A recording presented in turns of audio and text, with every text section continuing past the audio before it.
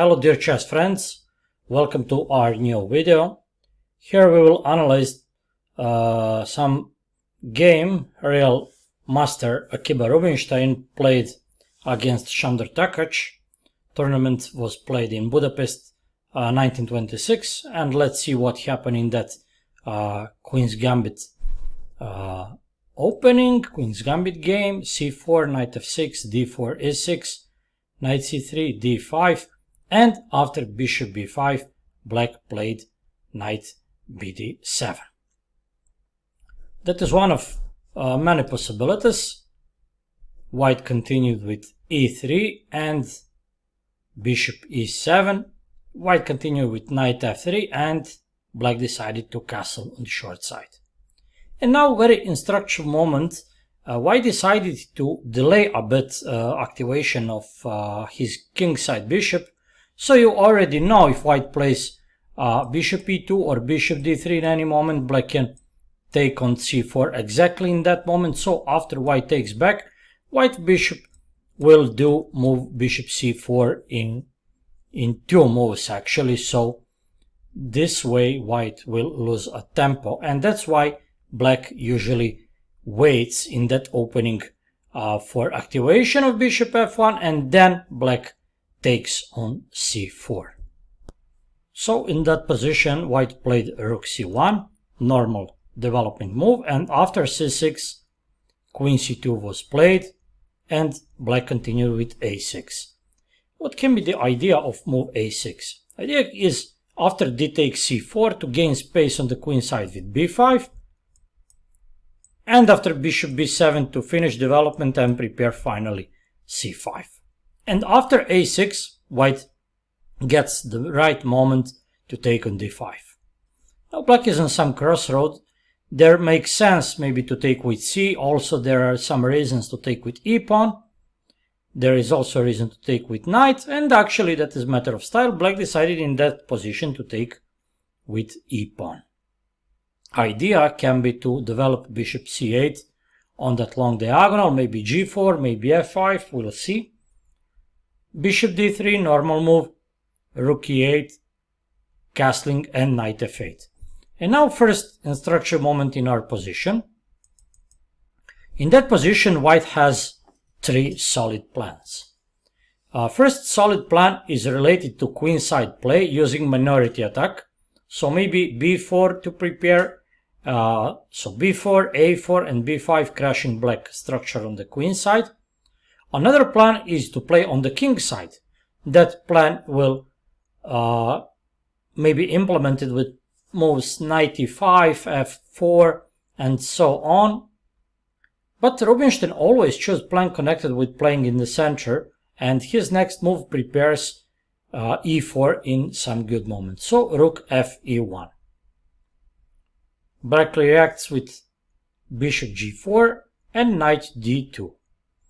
This knight does not also supports advance of e4, but also may be transferred to a5 or c5 y square b3. Well, knight d7 was played, another instruction moment. White is offered to exchange the bishops, and strictly formally looking on pawn structure with fixed pawns on dark squares d4, e3, and f2, it would be natural for White to exchange dark square bishops. But Rubinstein always was well known, of course, as so deep strategical player, and he felt his bishop on f4 will be more influential than opponent bishop on e7. Well, that bishop controls so many important squares, preventing bishop d6, queen c7, rook b8 maybe in some moment. So that bishop really dominates on that long diagonal. Black intends to change it, but amazing move h3 prevents black to exchange dark square bishops. And now White will keep his bishop, placing it on h2. Bishop f4 will lose the piece. Now black is forced to play bishop h5, and after that bishop will be lost. So black must not take on f4. He must move that bishop back, And now bishop h2, that bishop is kept on the board. Bishop g6, matter of style, to take or not. White decided to take because he believed black knight is more needed on a6 than on g6, and that's why he decided to take, with idea maybe to deflect black knight from e6 spot. Black felt the same and he took with h pawn, and amazing move, queen b3. So this time Rubinstein chooses another plan. Now e4 will not make sense because white does not have light square bishop. Simply, you should not allow to play with isolate pawn on d4 if you don't have light square bishop. White did not go for b4, a4, b5 because there can be problem with c4 square after black plays b5, sorry.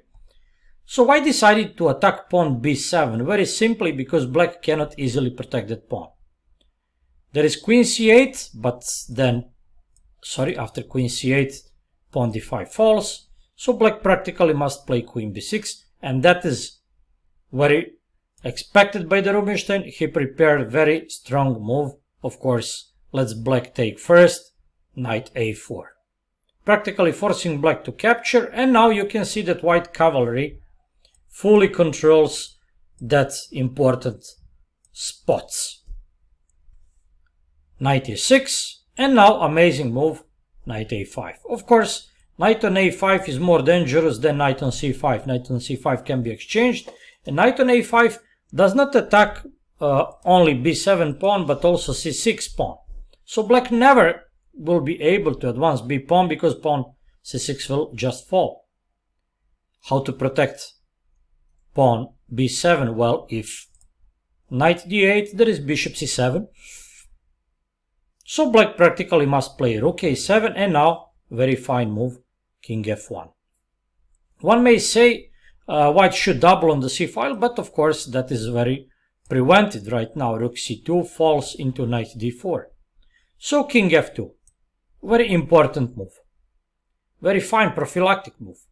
King goes closer to the center. You know, king in endgame should belong to the center, and also white eliminates some threats of knight takes d4.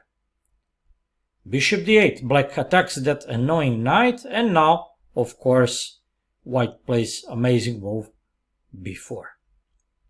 White does not feel any fear about doubling that pawn, so after taking and taking back, dear chess friends, as you can see, pawn b7 will soon fall, because white will just double on b file, and it's not visible how black can protect that pawn.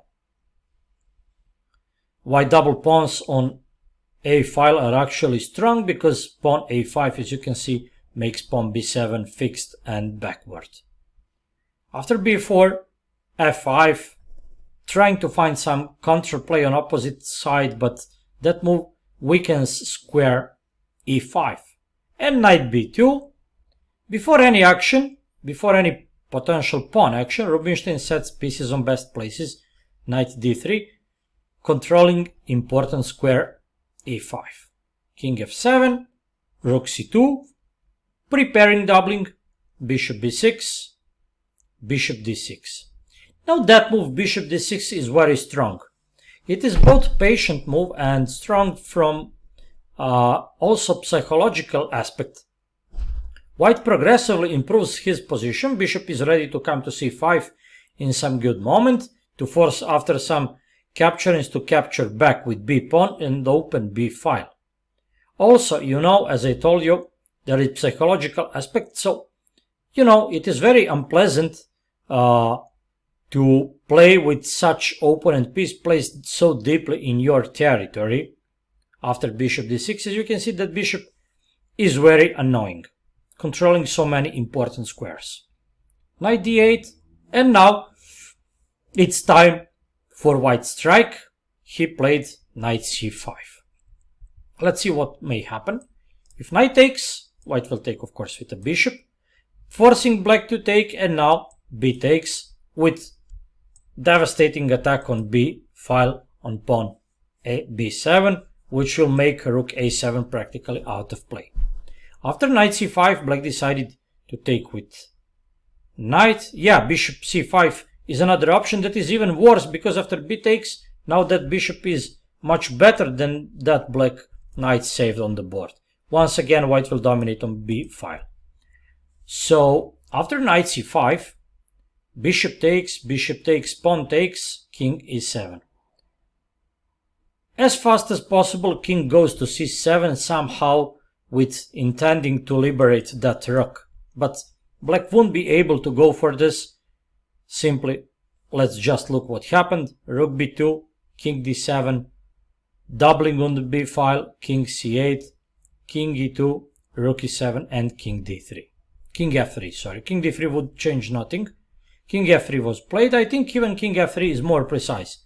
So, let's discuss the position. All white pieces are ultimately active. All black pieces are desperately passive. Black has evident problem with rook stuck on a7. So that rook does not affect at all on the center and on the king side. Also, black king and black knight are passive and are a bit out of play. So, what to do if opponent has some piece out of play? Simply transfer battle area on opposite flank. By the way, here we can consider white next plan as principle of two weaknesses. Black has one weakness on b7, and in order to win the game, white must create some other weakness on opposite side. So definitely that's why white played king f3 with idea to prepare g4. Black continued with g6, what else? And before capturing, white plays rook g1, knight f7, and direct play from Rubinstein h4. So direct approach. Black has unpleasant choice. Well, if he plays knight h6, for instance, white can play h takes, f takes, king g2, knight f5, and white will invade via h file with devastating effect. Or let's say if black takes with knight, again rook h1, and now even knight g4 is out of play, as you can see. In all cases, white will open position on the king side, which will be definitely in his favor. gh happened, gf, gf, and white finally invades with rook on 7th rank. Knight d8, rook g8, matter of style. White could even now play rook b1 and rook g1. And after f4, now we see first mistake allowed by Rubinstein. He played rook h8, which is not bad, which will win the game, of course, but here he missed so fine move, which will end game instantly. Well, the point is white could play knight c4. If black takes, rook is lost. With his last move f5 to f4, black left that rook not so well protected, and white could deflect back pawn d5. If black doesn't take, white knight can go to b6, forever excluding that rook a7 out of the play, or can go to d6, targeting rook, king, and again pawn b7. Game would be over, but rook h8 was played. If you ask me how it's possible Rubinstein missed that immediate win, well, I think the point is such masters, so fine strategical players, are always dedicated to strategy and focus to find some maneuver, some strategical approach, you know. Maybe they do not expect such gifts in proper situation. So, rook h8, f takes, f take, king d7, and again, knight c4 would be much better, of course, but there is nothing wrong with rook g2. The point is, after rook e8, white takes the pawn. There is balance. Looks like black achieved something by exchanging pawns on the king side, but he is desperately passive. White, both rooks are on 8th rank. Knight b3, and now finally knight goes to desired spot on e5. The point is, if black moves knight, rook c8 will be the mate. If rook moves d7, knight would be lost, so that's why white wants somehow to deliver attack on that knight. a5, knight c1, rook a8, protecting the knight, but okay, white just follows his idea. And finally with b5, black wants to get rid or somehow to make some love to the king on c7. Of course, here everything wins, but white decided to take, and after taking, knight gets far the best spot, that is spot on c5, attacking the rook, rook d7. Of course, that check will not help. Now knight is desperately pinned and there will be a lost position for black. If king c7, there is nice fork after rook d8, and knight e6 with an imminent win. So black must play rook d6 and now a4. Simply tightening the loop around black king. There is nothing black can achieve here. White just wants to transfer both rooks on 7th rank with threat of rook b7 mate. Let's see what happened. Rook c8, king g4. Yeah, white wants to go toward rook e5. Of course, not king f4 because of some check, and black will surprisingly survive. King g4, avoiding some checks, king gets closer to the rook. Black decided to play king c7, but that's act of desperation. After rook h7, black resigned. Because if black goes back to b6, there is beautiful mate after rook d8, and next move will be knight b7.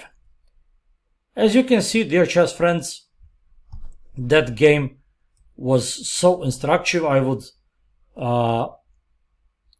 pay attention on some important moments. Again, first important moment is moment white decided to keep dark square bishops on the board. Against any dogmatic principles, well, as you can see, it's natural to exchange bishops due to fixed pawns d4, e3, but much better and more direct will be to keep bishop controlling that long diagonal. Yeah. Later, the key moment happened after white excluded opponent rook from the play. After bishop d6, white prepared jump to c5, which after that exchanges led to white enormous pressure on b file. Black was forced practically to play with all army paralyzed and passive, especially without rook poorly placed on a7. And finally, of course, if opponent has some piece stuck on the queen side, you should transfer play on the king side. White transfer his activities on the king side with playing g4, and after that everything will go smoothly. Rubinstein convincingly won that game. So that is, I think, a real masterpiece Rubinstein showed to us in that variation of Decline's Queen's Gambit. I hope, dear chess friends, you learned a lot from that example. I hope you enjoyed that example, and see you soon with new games. Bye bye.